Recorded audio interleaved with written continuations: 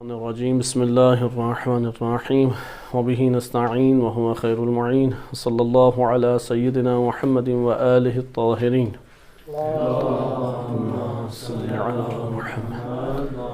محمد الکافی سے مہدویت کا موضوع آپ کی خدمت میں پیش کیا جا رہا تھا۔ آج ہم نیا چیپٹر شروع کر رہے ہیں الکافی ہی سے، اس کا نام ہے باب التمحیص والامتحان۔ اس سے پہلے والا موضوع بہت قیمتی موضوع ہے جو ہماری وظائف سے تعلق رکھتا ہے۔ انسان جو ہے وہ چاہتا ہے کہ عالمی سطح پہ حکومت ایک آن میں اس کے ہوتے ہوتے قائم ہو جائے۔ امام علیہ السلام نے معتبر صحیح سند روایات میں فرمایا اس نوعیت کی جلد بازی کرنے والا ہلاک ہے، یعنی جلد بازی، تمہاری جلد بازی سے یہ کام نہیں ہو جائے گا، اس کے لیے ایک مفسر تفصیلی اللہ تعالیٰ کی تدبیر ہے۔ اگر تم اس تدبیر کا حصہ بن سکتے ہو بہت خوب، اگر ہم اس تدبیر کا حصہ نہیں بن سکتے تو ہلاک ہیں، کیونکہ ہر دو بندے ہلاک ہیں کہ جنہوں نے جلد بازی سے کام لیا، ان کے بارے میں بھی آپ نے واضح طور پہ پڑھا کہ وہ ہلاک ہیں، اور جو اس کے منکر ہوئے وہ بھی برباد ہیں۔ لہذا استعجال کی نفی کی گئی ہے۔ دعا کرنے میں عیب نہیں ہے، طلب کرنے میں عیب نہیں ہے، اللہ سے طلب کرنا چاہیے، اللہ کی تدبیر کا خود ہدایت یافتہ ہو کے حصہ بننا چاہیے۔ ہم بھی مہدویت کو قریب لانے والوں میں سے ایک سبب بنے اللہ کی تدبیر کے مطابق۔ اور وہ طریقہ کار کیا ہے؟ وہ طریقہ کار جیسا کہ آج آپ روایات میں پڑھیں گے وہ ہے، کیونکہ آپ صرف ایک مجموعہ روایت سے فوراً نتیجہ نہیں لے سکتے۔ جیسے آپ دیکھ رہے ہیں نا، مجموعہ روایات مختلف ہوتے جا رہے ہیں، تو یہ مجموعہ روایات جو آج ہم پڑھیں گے باب التمحیص میں، اس میں 6 احادیث موجود ہیں۔ ان 6 احادیث میں ہمارے پاس جو روایات ہیں، ان میں اکثر بیشتر ہمارے پاس صحیح سند روایات موجود ہیں۔ مثلا 6 ہیں تو ان میں مثلا 2-3 صحیح سند ہیں اور بقیہ ان کی اتباع میں معتبر روایات ہیں، کیونکہ بنیادی مرکزی مضمون ایک ہی ہے۔ اس جگہ دوبارہ یہ تذکر دیا جائے کہ الکافی ہمارے پاس سب سے قدیمی ترین ماخذ ہے اہل بیت علیہ السلام کے مکتب کو حاصل کرنے کا، کیونکہ بالکل متصل ہے، بالکل متصل۔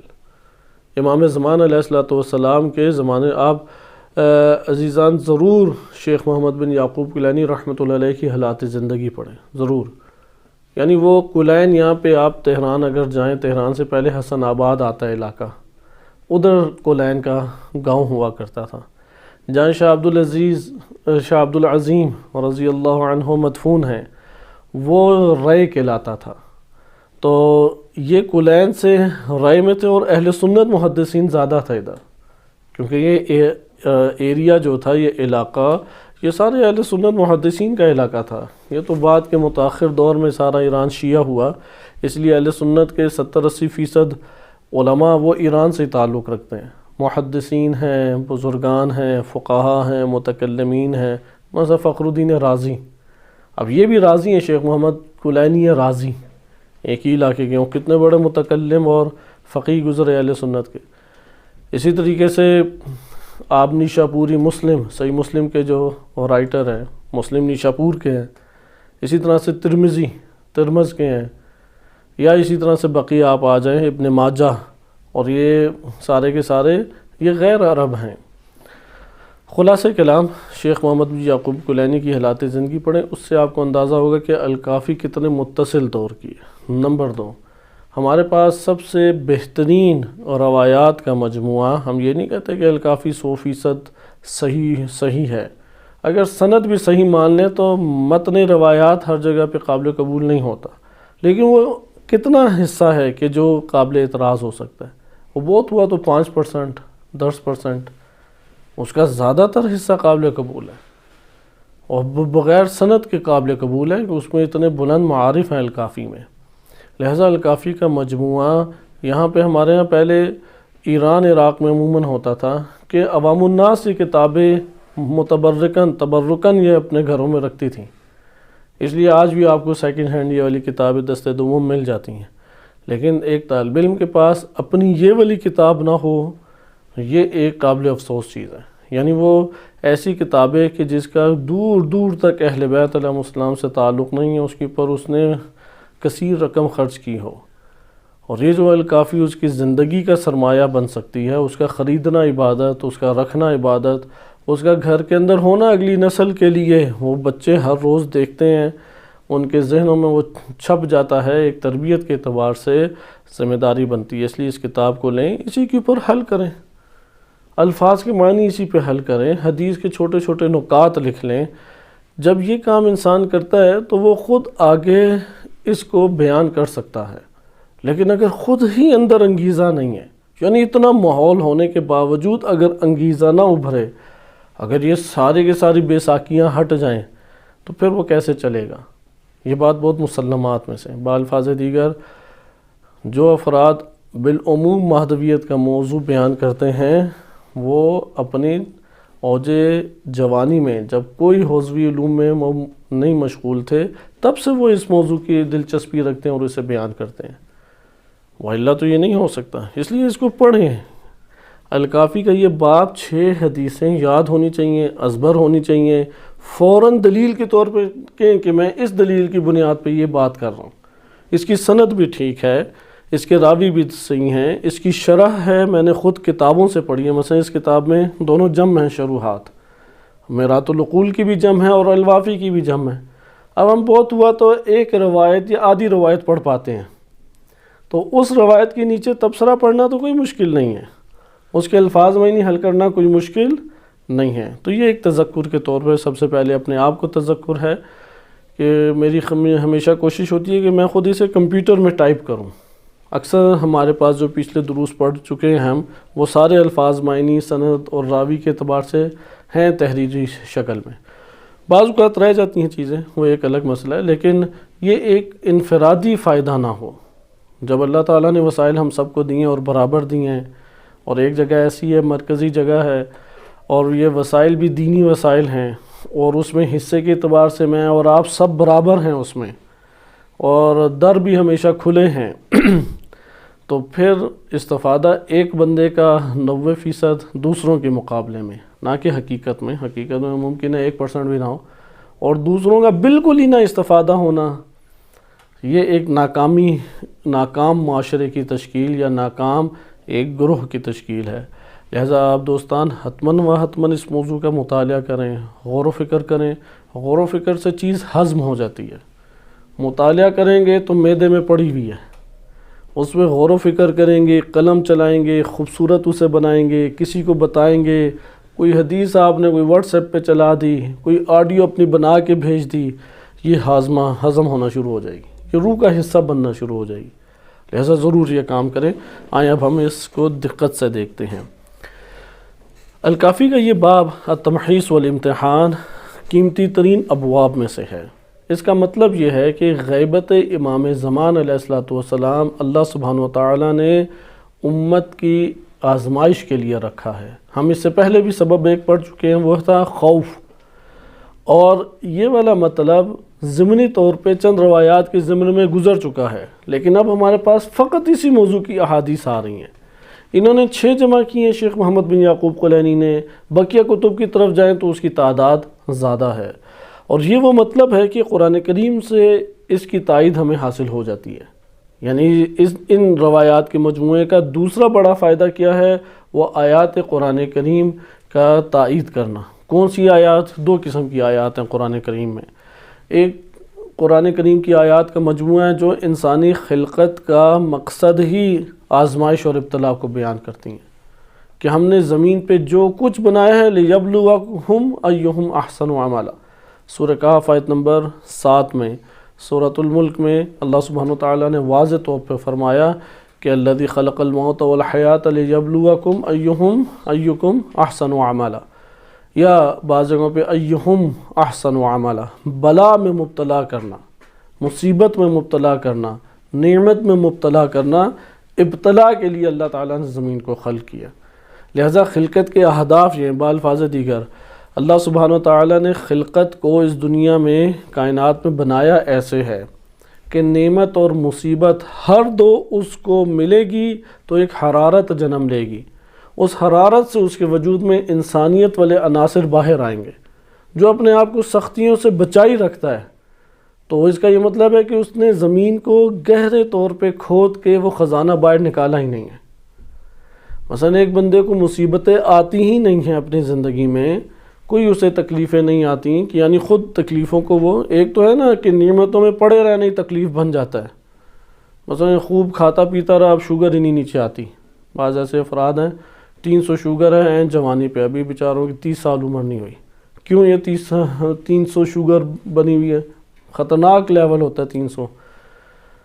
تو کیونکہ باہر کے کھانے کھاتے رہتے، 3 ٹائم باہر کے کھانے، اب مال بھی خوب ملا، گاڑی میں سفر، پھر گھر میں اے سی، دفتر میں اے سی، کوئی غم ہی نہیں ہے زندگی میں، بال بچے اللہ تعالیٰ نے دیے۔ تو اب کیا ہے، وہ پھر جسم کے جراثیم بن گئے، وہ تو نعمت ایک مصیبت بن جاتی ہے۔ وہ بیوی بچوں سے کبھی دور ہی نہیں ہوا، اب دور ہو ہی نہیں سکتا، کیونکہ اتنا عادی ہو چکا ہے کہ اب دور ہی نہیں ہو سکتا۔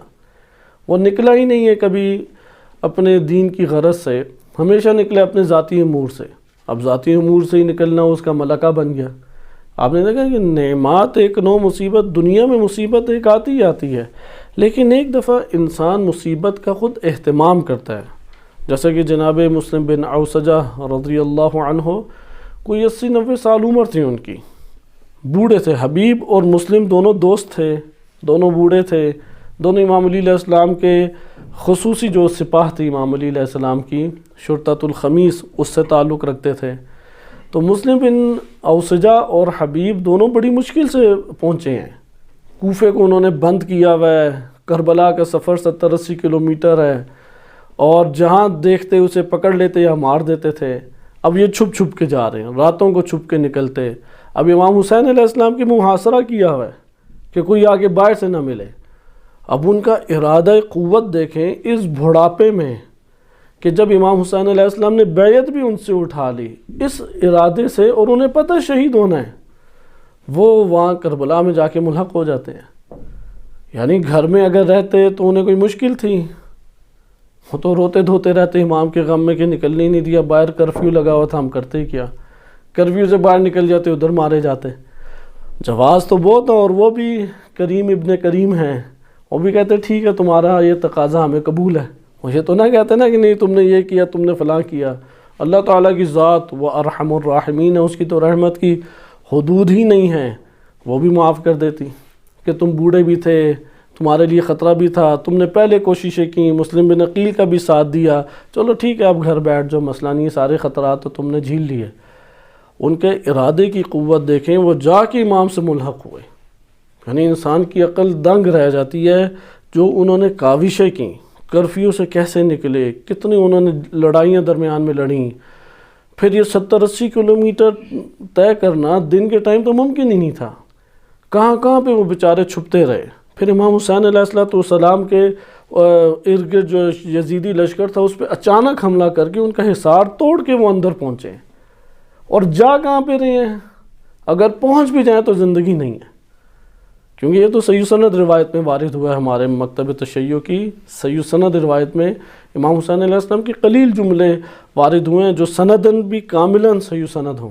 ان میں سے ایک جملہ یہ ہے کہ جو میرے ساتھ ملحق ہوگا اس تو شہدا و شہید کر دیا جائے گا، جو بھی ملحق ہوگا وہ شہید کیا جائے گا۔ لہذا یہ ہمارے پاس امتحان کا ایک وجہ آتا ہے نظریہ کہ اللہ تعالیٰ نے یہ امتحان کیوں رکھا، تاکہ انسانیت جس زمین کے، ہمارے نفس کی زمین کی اندر گہرائی میں موجود ہے، وہاں سے انسانیت اٹھ کے باہر آ ہی نہیں سکتی۔ اسے کون باہر نکالے گا؟ وہ تپش ہے، وہ حرارت ہے، وہ مشقت ہے، وہ زحمت ہے، وہ اضطراب ہے، وہ مسلسل اضطراب میں رہنا ہے، یعنی مشقت میں ایک عمل کے رہنا ہے۔ اس سے کیا ہو جائے گا؟ وہ گوہر جو ہے وہ باہر نکل کے آ جائے گا۔ مثلا آپ ان میں ہی انصار امام حسین علیہ السلام میں مشاہدہ کریں، ان میں ارادے کی قوت کتنی تھی، ارادہ ان کا نہیں ڈگمگایا، ہزار وسوسے دیے، ان کے رشتہ دار آئے، کیونکہ کوفی تھے زیادہ تر، کوفہ سے آئے افراد تھے، کوفہ ایک بڑا علاقہ تھا، اکثریت اہل سنت علاقہ تھا یہ اہل کوفہ۔ چونکہ امام علی علیہ السلام کی ان اہل سنت نے حمایت کی تھی، اس لیے انہیں شیعہ حمایتی شیعہ کہا جاتا تھا۔ نظریاتی شیعہ بہت قلیل تھے، نظریاتی شیعہ ان میں قلیل افراد موجود تھے، اسی لیے وہ وہاں پہ جو سرکاری فوج تھی اس کے اندر شامل ہو کے امام حسین علیہ السلام کے مقابلے میں پہنچ گئے۔ بہرحال ارادے کی قوت آپ دیکھیں۔ نمبر 2، مصیبت کو جھیلنا، اپنے آپ کو آمادہ رکھا ہر قسم کی مصیبت کے لیے۔ انسان آمادہ رکھے جھیل لے جاتا ہے، آمادہ نہ رکھے وہ اس کے غم سے اور خوف سے مر جاتا ہے تو تقدیر میں زندہ کی کیا موت، کہاں بھاگ کے جائے گا موت سے۔ جیسے امام علی علیہ السلام فرماتے ہیں کہ جنگ سے فرار کرنے والا اپنے زندگی کے دن بڑھا نہیں لیتا، وہ جنگ سے فرار کر کے گیا، جائے گا کہاں پہ؟ موت تو آئے گی۔ وَلَوْ كُنْتُمْ فِي بُرُوجٍ مُشَيَّدَةٍ، تم سیسا پلائی ہوئی دیواروں اور گھروں کے درمیان گھس جاؤ، وہ تو پھر بھی تم تک پہنچ جائے گی۔ اس لیے تمحیص کا باب آپ دیکھیں، ہم یہاں پہ اجتماعی طور پہ ملاحظہ کریں گے، کیونکہ مہدویت مکتب اسلام کا، دین اسلام کا ایک اجتماعی نظریہ ہے، انفرادی نظریہ نہیں ہے۔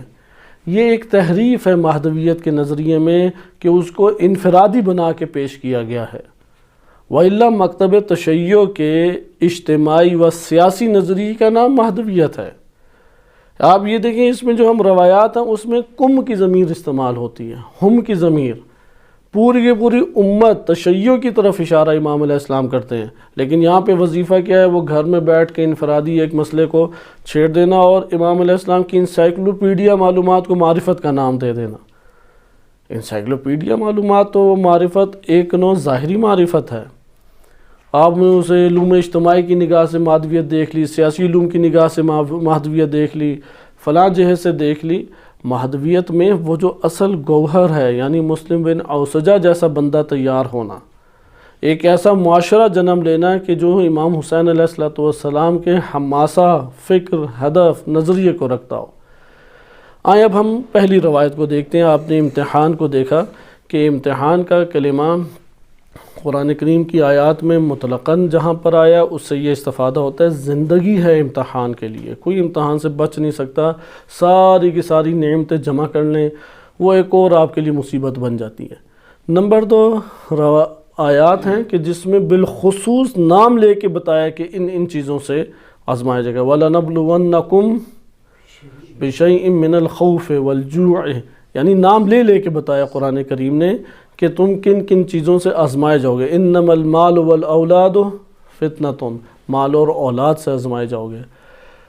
آخری چیز، آزمائشوں کی تمام انواع کو جمع کریں جو ذہن میں تصور آتی ہے۔ اللہ سبحانہ وتعالیٰ نے کربلا میں ان آزمائشوں کو برپا کیا اور امام حسین علیہ السلام اور ان کے پیرو اور انصار نے ان تمام آزمائشوں میں کامیاب ہو کے دکھایا، اور اللہ نے پھر ان کا ذکر تا ابد آباد رکھا۔ لہذا ہر نوع کی آزمائش جو آپ تصور کر سکتے ہیں، جس سے انسان کا تصور کرے تو دم گھٹنے لگ جاتا ہے، وہ آزمائش کربلا کے اندر موجود ہیں۔ اور وہ آزمائش کربلا نمونہ اسی لیے ہے کہ ان آزمائشوں سے خوف زدہ نہ ہو، یہ تو آئیں گی، تم اپنا ارادہ ترک نہ کرو، تم اپنی آخرت کا سودا دنیا سے نہ کر لو۔ قرآن میں یہ تکرار کے ساتھ پیغام موجود ہے کہ انہوں نے آخرت کے بدلے میں دنیا کو خرید لیا، فروخت کیا تو آخرت کو فروخت کیا، کام نہیں ہوا تو آخرت والا کام نہیں ہوا۔ مثلا نماز شب نہیں پڑھی گئی، آدھی رات کو اٹھ کے موبائل دیکھ لیے، ان سے نمازوں میں حاضر نہیں ہوا گیا اول وقت، لیکن اپنے اداروں میں جاب کے لیے، کاروبار کے لیے، دیگر اپنے ذاتی امور کے لیے اول وقت حاضر تھے، درسوں کے لیے، تعلیم کے لیے ان کے قدم نہیں اٹھے، لیکن مال کے لیے قدم اٹھتے رہے۔ یعنی آپ اس کو کھولیں کہ اس زمانے کے لوگ کیا کرتے تھے جو قرآن نے یہ کہا کہ تم نے آخرت کو فروخت کر کے دنیا کو خرید لیا، کیونکہ یہ آزمائش آج بھی موجود ہے۔ آئیں اب آزمائش کے حوالے سے پہلی روایت صحیح سند روایت ہے۔ آپ آزمائش کا مطلب سمجھ چکے ہیں، اگرچہ ایک نوع آزمائش کا مطلب تو سمجھنا آسان ہے، وہ ہے سختی کی آزمائش، سختی کو آزمائش کہنا، لیکن قرآن کریم نے نعمت کو بھی ابتلا کہا ہے۔ نعمت بھی ابتلا ہے کیونکہ اس میں اللہ تعالیٰ نے حساب رکھ دیا، اس میں اللہ تعالیٰ نے حدود رکھ دی۔ حدود کو اگر آپ توڑ دیں تو گناہ ہے، حدود کو انجام نہ دیں تو حق تلفی ہے۔ لہذا نعمت کی آزمائش پہ خود غور و فکر کریں۔ آئیں اب ہم اس میں پہلی حدیث دیں گے۔ پہلی حدیث میں علی بن ابراہیم نقل کرتے ہیں عن ابی ہے، اپنے والد گرامی ابراہیم بن ہاشم سے۔ وہ نقل کرتے ہیں حسن بن محبوب سے۔ یہ تینوں بہت جلیل القدر شخصیت ہیں، ان کا بیان پہلے بھی گزر چکا ہے۔ وہ نقل کرتے ہیں یعقوب السراج اور علی بن رعاب سے۔ یعقوب بن سراج ممکن ہے کہ کیونکہ ایک ہی طبقے میں ہیں دونوں، تو علی بن رعاب ثقہ ہیں۔ علی بن رعاب نقل کرتے ہیں امام صادق علیہ السلام سے۔ یہ سارے امامی بھی ہیں۔ علامہ مجلسی رحمۃ اللہ علیہ نے اس روایت کو حسن درجے کی روایت قرار دیا ہے۔ امام صادق علیہ السلام سے نقل کرتے ہیں کہ امام صادق علیہ السلام فرماتے ہیں ان امیر المؤمنین علیہ السلام، کہ امام علی علیہ السلام، امیر المؤمنین امام علی علیہ السلام لما بویع ما مقتل عثمان، خلیفہ سوم کے قتل ہو جانے کے بعد جب وہ خلیفہ بنے تو وہ صعد المنبر، تو منبر پہ تشریف فرما ہوئے، وخطب بخطبۃ، اور ایک خطبہ ارشاد فرمایا، ذکرہا، اس خطبے میں امام نے کیا ذکر کیا، یقول فیہا، اس خطبے میں فرماتے ہیں الا ان بلیتکم قد عادت، کہ لوگو آگاہ رہو، ہوشیار رہو، تمہاری بلیہ، بلائیں، مصیبتیں وہ دوبارہ لوٹ کے آ گئی ہیں۔ کہیئتہا، اس کہیئتہا کیا وہ تشریح ہے جو میں نے آپ کو سابقاً بتائی کہ جیسا پہلے تھی، یعنی جیسا دین اسلام کے آغاز میں تھی وہی دوبارہ سے لوٹ کے آ گئی ہے، کیونکہ دین اسلام کے آغاز میں تنہا کیا گیا، پھر نبی صلی اللہ علیہ وسلم کے قدرت عطا ہوئی، جیسے ہی انہوں نے حکومت بنائی تو کیا شروع کر دیں، جنگیں۔ نبی اکرم صلی اللہ علیہ وسلم کو مدینہ منورہ ہجرت کر کے حکومت بنانے سے پہلے خوب دبایا ہوا تھا، گالم گلوچ کرتے، مارتے تھے، تانے دیتے تھے، جو کر سکتے تھے کرنے کی کوشش وہ کیا کرتے تھے۔ ہم محبوس کر دیا انہیں، شہر بدر کر دیا، شب ابی طالب میں 3 سال گزارے، اموال ان کے لے لیے، تنہا انہیں کر دیا۔ آپ جانتے ہیں مکی زندگی کیسی تھی، لیکن مکی زندگی جب گزری اور جب قدرت ملی اور اسلامی حکومت کا قیام ہوا تو پھر کیا ہوا، فوراً جنگ حمل کرنا شروع کر دی، جنگ بدر، جنگ احد، جنگ خندق، خیبر، یہ بڑی بڑی جنگیں ہیں۔ اسی طریقے سے امیر المومنین علیہ السلام فرماتے ہیں الا ان بلیتکم قد عادت، تمہاری مصیبتیں لوٹ کے آ گئی ہیں دوبارہ، یعنی اب مجھے حکومت ملی ہے تو دیکھو جنگوں کا نیا سلسلہ شروع ہونے والا ہے۔ یعنی وہ لوگ جب نہیں کہ دبا سکے تو جنگوں کے ذریعے سے ختم کرنے کی کوشش کی۔ قد عادت کہیئتها یوم بعث اللہ نبیہ صلی اللہ علیہ وآلہ، اسی طرح سے جب نبی صلی اللہ علیہ وسلم مبعوث ہوئے تھے تو جس طرح اس وقت بلائیں اور مصیبتیں اہل اسلام کی پر ٹوٹ پڑی تھیں، دوبارہ یہ ٹوٹ پڑنے والی ہیں۔ والذی بعثہ بالحق، کہ قسم اس ذات کی کہ جس نے حق کے ساتھ انہیں مبعوث کیا، نبی صلی اللہ علیہ وسلم کو مبعوث کیا، لَتُبَلْبَلُنَّ بَلْبَلَةً وَلَا تُغَرْبَلُنَّ غَرْبَلَةً، کہ تم ضرور بضرور آزمائے جاؤ گے اور چھلنی سے گزارے جاؤ گے۔ پہلے دور میں یہ چیزیں ہوتی تھی، آج کل تو وہ پتھر کوئی چنے کا رنگ کر کے اور اس کی شکل بنا کے بیچ دیتے ہیں اور ہم انسان کھا بھی جاتے ہیں۔ تو پہلے دور میں ایسے نہیں ہوتا تھا، وہ چھانتے تھے، تو چھانتے تھے تو کچرا کیا ہوتا تھا، اوپر آ جاتا تھا خالص، نیچے گر جاتا تھا، یا بعض اوقات برعکس ہے، بہت باریک چیزیں اگر کچرا مٹی ہٹانی ہے تو اوپر خالص رہ جاتا تھا، نیچے گر جاتا تھا۔ چھلنی خالص کرنے کا سبب تھی، چھلنی یعنی ایک کمال کے حصول کا سبب تھی کہ اعلیٰ چیز اٹھا لو۔ تو امام فرماتے ہیں لَتُغَرْبَلُنَّ غَرْبَلَةً، یہ صحیح سند روایت ہے، تم چھلنی سے گزارے جاؤ گے۔ اب وہ چھلنی سے گزرے بغیر امام مہدی علیہ السلام سے تعلق کے خواب دیکھے، اور مہدویت میں امام علیہ السلام کے بہت بڑا ناصر بننے کے خواب دیکھے، کیونکہ جب طبیعت خراب ہوتی ہے تو وہ ایسا ہی ہوتا ہے نا، جیسے بلب سوئچ آف ہو جائے تو پھر اندھیرا ہی ہوتا ہے، تو انسان کا سوئچ آف ہوتا ہے تو پتہ لگتا ہے اندر کوئی ایسا حوصلہ موجود ہی نہیں ہے، تو نا امید شروع ہو جاتا ہے۔ نہیں، نا امید نہ ہو، اپنے آپ کو آمادہ کرے، غیبت یعنی تیاری کرو۔ ابھی تو میدان جنگ جو ہے وہ آمنے سامنے سجا نہیں ہے، اگرچہ میدان جنگ ہے لیکن وہ والی صورت ابھی نہیں آئی، اس لیے اس کے لیے اپنے آپ کو آمادہ کرے، کیونکہ جو جس نہج میں اپنے وجود میں پہنچا ہوگا اسی طرح مبعوث ہوگا، اسی طرح محشور ہوگا، اسی طرح اٹھایا جائے گا۔ جو اپنے نفس کے اندر پہنچا وہی نچلے لیول پہ ہے تو وہ بڑے لیول کی توقع ہی نہ کرے۔ یہ قاعدہ اللہ تعالیٰ کا ایسا قانون ہے کہ اللہ سبحانہ وتعالیٰ نے کسی ایک مورد میں بھی اس قانون کو نہیں توڑا۔ اللہ عالم یجعل حیث یجعل رسالتہ، اللہ بہتر جانتا ہے کہ اس نے اپنی اس رسالت کو کہاں قرار دینا ہے، کیونکہ انسان سوچتا ہے کہ محمد و آل محمد علیہ السلام ان کو اتنا بلند مقام دے دیا، ہمیں بھی اگر اللہ پیدائشی طور پہ بنا دیتا تو کیا ہے اس میں مسئلہ تھا۔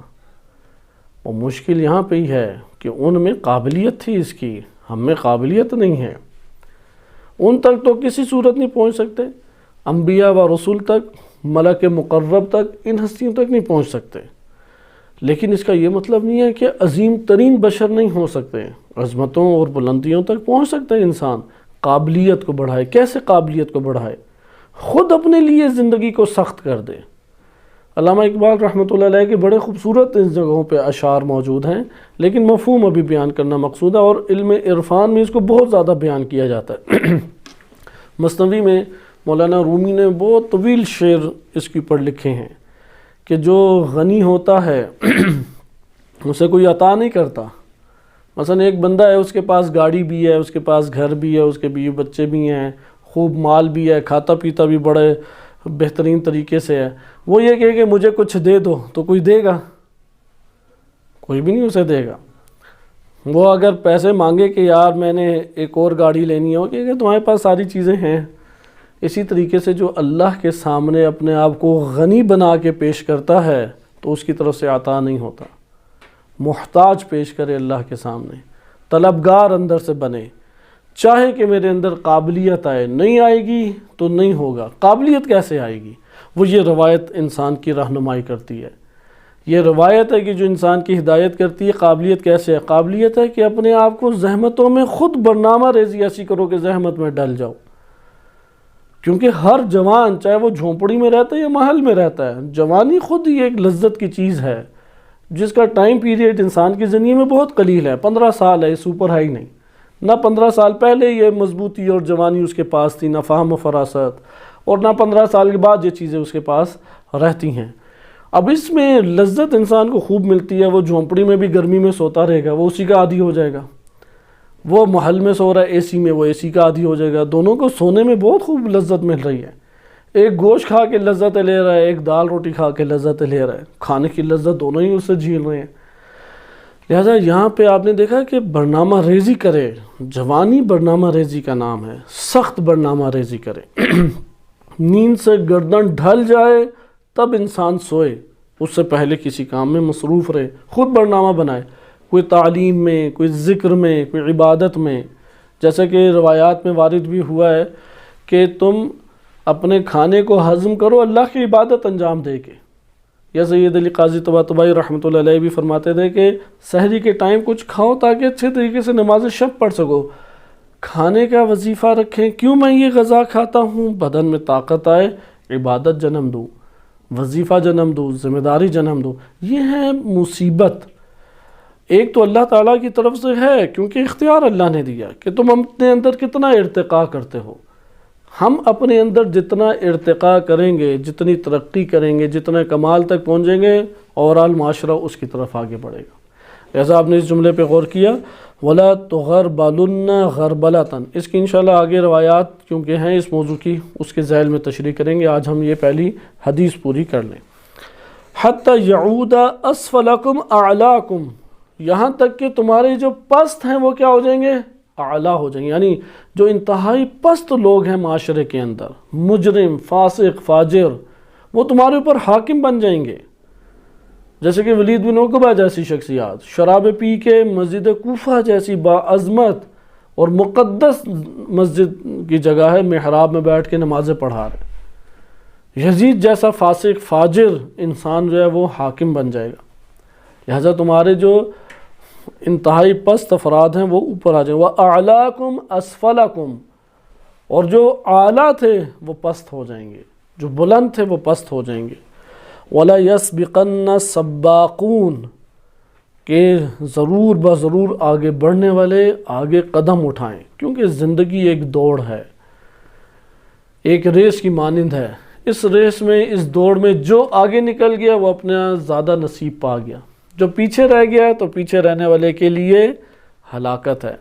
امام علی علیہ السلام کا نہج البلاغہ میں بہت پیارا جملہ ہے۔ نہج البلاغہ بڑے حسین کلمات کا مجموعہ ہے کہ انسان کو اپنی زندگی جتنی آگے بسر کر لے، جتنا علمی دائرہ کار وسیع ہو جائے، جب پڑھتا ہے تو اسے نہج البلاغہ اپنے سے بہت آگے نظر آتی ہے۔ اس میں فرماتے ہیں کہ اے لوگو، اللہ کی طرف یا آخرت کی طرف بڑھنے میں جلدی کرو، جلد باز نجات یافتہ ہے۔ امام کے جملے، جلد باز کیا ہے؟ آخرت کی طرف، یعنی جو سبقت کرنے والا ہے، تیزی دکھانے والا ہے، تیزی دکھانے والا نجات یافتہ ہے۔ پھر کہتے ہیں سست سے بھی توقع رکھی جا سکتی ہے کہ نجات پا جائے گا۔ جو سست ہے، قدم بڑھا رہے لیکن سست ہے، لیکن پیچھے رہ جانے والا، کہتے ہیں اس کے لیے تو ہلاکت ہی ہلاکت ہے۔ اب جو پیچھے رہ جائے، یعنی ہم سب کے لیے مواقع ادھر برابر موجود ہیں۔ یہ لائٹ اللہ نے دی ہے، اے سی اللہ تعالیٰ نے دیا ہے، پرسکون زندگی ادھر دی ہے، آس پاس روحانی ماحول موجود ہے۔ ایک کتاب کا ورقہ نہ پڑھیں، ایک سطر نہ کھول کے دیکھیں۔ حدیث کی کتابیں ہیں، اساتذ بزرگ ادھر موجود ہیں، لیکن ایک سطر نہیں، یہ اسے کہتے ہیں پیچھے رہ جانا۔ اللہ تعالیٰ نے بہترین گھر دیا، پرسکون آپ کو ماحول دیا، اور اس پرسکون ماحول میں پورے 24 گھنٹے میں تنہائیوں میں اٹھ کے اللہ کی خاطر اگر ہم اس کے لیے 2 رکعت نماز نہ پڑھ سکیں، کوشش نہ کریں اس کی طرف توجہ کی، تو یہ نعمتیں پھر کیا ہمارے لیے حساب ہوں گی؟ یہ تو پیچھے رہ جانے والا بندہ ہے۔ لہذا امام فرماتے ہیں وَلَا يَسْبِقَنَّ السَّبَّاقُونَ، سبقت کرنے والے حتماً و حتماً سبقت کریں، یعنی جن کا یہ ہوتا ہے نا آگے نکلنا ہے، ہم نے ان امور میں آگے نکلے۔ وَاسْتَبِقُوا الْخَيْرَاتِ، قرآن کریم نے نظریہ بیان کیا استباق کا۔ ہم لوگ کہتے ہیں نا میں نے تو اس لیے یار پڑھ رہا ہوں اس سے زیادہ نمبر لوں، جیسے آپ نے چھوٹے بچوں میں دیکھا ہوگا، چھوٹے بچوں پہ بہت غور کریں، آپ کو پتہ لگ جائے گا کہ آپ کا واسطہ جس بندے سے پڑھا ہے اس کا عقل شعور کا لیول ابھی کتنا ہے، یعنی جسم بالغ ہو گیا اس کا، لیکن وہ اندر سے عقل و شعور کتنا رکھتا ہے، ان سے بہت زیادہ اندازہ ہوتا ہے۔ وہ دیکھیں گے ایک چیز یاد کر رہے ہوں گے مقابلے میں، یار میں نے اس نے بہترین سنا دی تھی، میں بھی ویسے ہی سناتا ہوں۔ وہ نمبر لینے کے چکروں میں ہوں گے، پیسے جمع کرنے کے چکروں میں ہوں گے، مختلف عادات ہوتی ہیں۔